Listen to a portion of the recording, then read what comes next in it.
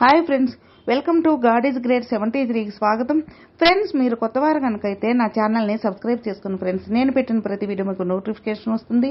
అలాగే పక్కనున్న bell icon నొక్కి లైక్ చేసుకుని ఫ్రెండ్స్. ఇక మన వీడియోలోకి వెళ్దాం. ఎవరి ప్రత్యేకత వారిదే. Moral story. రచన కోని నాగ వెంకట ఆంజనేయులు గారు. ఒక వింధ్య అరణ్యంలో ఒక చెట్టు మీద ఓ కోయిల ఉండేది. దాని పిల్ల కోయిల కుహు అని నివసించేది. ఒకరోజు ఆడుకోవడానికి వెళ్ళొచ్చి, అమ్మా, ఈరోజు ఆ కాకిపిల్ల నాతో పోటీలో ఓడిపోయింది అని సంబరంగా చెప్పింది పిల్ల కోయిల. అవునా, ఇంతకీ ఏం పందెం పెట్టుకున్నారు మీరు అని కుతూహలంగా అడిగింది ఆ తల్లి కోయిల. పాటల పోటీ అమ్మా, నా అంత తీయగా పాడలేక కావు కావమంటూ అది ఒకటే గగ్గోలు పెట్టేసింది అని చెప్పింది. దానికంటే నేనే గొప్ప కదమ్మా, కాస్త గర్వంగా చెప్పింది కుహు. తప్పమ్మా, అలా అనకూడదు. ప్రతి ఒక్కరిలో ఏదో ఒక ప్రత్యేకత ఉంటుంది. నువ్వు చక్కగా పాడగలవు. అది ఇంకేదో పనిలో నిష్ఠాతురాలు అయి ఉండొచ్చు. ఎవరిని తక్కువ చేసి మాట్లాడకూడదు. అయినా కాకి నీకు సోదర సమానం తెలుసా అని చెప్పింది. అది చిన్నగా మందలించింది తల్లి. సోదర సమానమా? ఒకే రంగులో ఉన్నంత మాత్రాన కాకి నాకు సోదర సమానం ఎలా అవుతుంది? సందేహంగా అడిగింది కోకిల కుహు అంటూ. అసలు నువ్వు ఎక్కడ పుట్టావో తెలుసా అని అడిగింది తల్లి కోయిల. అదేంటమ్మా అలా అడుగుతున్నావు? తల్లే కదా అందరి పిల్లలకు జన్మనిచ్చేది అంది కుహు. అక్కడే నువ్వు పొరపడ్డావు కుహు. ఈ సృష్టిలో ప్రతి పక్షి తనదైన తీరులో అందమైన గూడు కట్టి అందులో గుడ్లు పెట్టి పిల్లల్ని పొదుగుతుంది. కానీ మన జాతికి గూడు కట్టే నైపుణ్యం, పిల్లల్ని పొదిగే వీలు లేదు తెలుసా అని చెప్పింది తల్లి విచారంగా.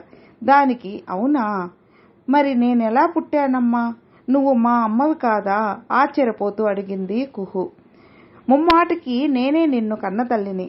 నేను పెట్టిన గుడ్డులో నుంచి నువ్వు వచ్చావు. మనకు గూడు కట్టడం రాదు కదా. ఏ చెట్టు కొమ్మ మీదనో గుడ్లు పెడితే కింద పడి పగిలిపోతాయి. పోనీ గుడ్లు పెట్టినా పొదగలేము అని వివరించింది తల్లి కోయిల. మరి నేనెలా పుట్టాను కంగారుగా అడిగింది కుహు. నువ్వే కాదు, మన కోకిల జాతి పుట్టుకకు ఆధారం కాకి జాతే చెప్పింది తల్లి. అదెలాగమ్మా అడిగింది కుహు. మనలో తల్లి పక్షి గుడ్లను పెట్టే సమయానికి కాకి గూడును వెతుక్కుని అందులో పెడుతుంది. కాకి ఆ గుడ్లు కూడా దానివే అనుకుని వాటిని పొదిగి పిల్లలను చేస్తుంది అని వివరంగా చెప్పింది తల్లి. హో, అవునా అమ్మా అంటూ విచిత్రంగా చూస్తూ వింటోంది కుహు. అంతేకాదు, వాటికి ఆహారం కూడా తెచ్చి పెడుతుంది తల్లి కాకి. కొంతకాలానికి వాటికి అరవడం రాగానే వాటి గొంతు గుర్తుపట్టి కోయిల పిల్లల్ని బయటకు పంపేస్తుంది అంది తల్లి కోయిల. మరి అప్పుడు వాటి పిల్లలను మన కోయిలను ఎలా గుర్తుపడతాయి అని అడిగింది కుహు. కాకి గూటిలో తల్లి కోయిల గుడ్లు పెట్టినప్పటి నుంచి తండ్రి కోయిల దాన్ని కనిపెట్టుకునే ఉంటుంది. ఎప్పుడు ఆ చుట్టుపక్కనే తిరుగుతుంటుంది. కాకి దాని పిల్లలు కాదని గుర్తించి బయటకు పంపించినప్పుడు కాపాడి తీసుకొస్తుంది. అప్పటి నుంచి మన కోయిల పిల్లలు కాస్త పెద్దయ్యేంత వరకు తల్లిదండ్రులతోనే ఉంటాయి చెప్పింది తల్లి కోయిల. మన జాతి పుట్టుక వెనుక ఇంత కథ ఉందా? మన పుట్టుకకు ఆధారం కాకి జాతి అన్నమాట. అయితే నువ్వు చెప్పినట్టు ఆ కాకి నా సోదర సమానమే అమ్మా. ఇప్పుడే తన దగ్గరికి వెళ్ళి ఎగతాళి చేసినందుకు క్షమాపణ అడుగుతాను అన్నది కుహు రెక్కలు సవరించుకుంటూ. అవునమ్మా, అందుకే రూపాన్ని పరిస్థితులను బట్టి ఎవరినీ తక్కువ చేసి మాట్లాడకూడదు, అగౌరవపరచకూడదు. ప్రతి జీవితో ఇంకో జీవికి ఖచ్చితంగా అవసరం ఏర్పడుతుంది. అర్థమైందా? ఎవరి ప్రత్యేకత వారిదే ఉంటుంది చెప్పింది తల్లి కోయిల.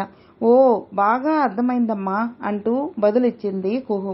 దానిలో వచ్చిన మార్పు చూసి తల్లి కోయిల చాలా సంతోషించింది. ఫ్రెండ్స్, విన్నారుగా. ఫ్రెండ్స్, మీకు ఈ వీడియో నచ్చితే లైక్ చేయండి, మీ ఫ్రెండ్స్కి షేర్ చేయండి. సబ్స్క్రైబ్ చేసుకున్నట్లయితే ప్లీజ్ సబ్స్క్రైబ్ చేసుకోండి. నేను పెట్టిన ప్రతి వీడియో మీకు నోటిఫికేషన్ వస్తుంది. అలాగే మీ అభిప్రాయాన్ని కామెంట్లో మెసేజ్ చేయండి. ఓం నమః శివాయ నమః.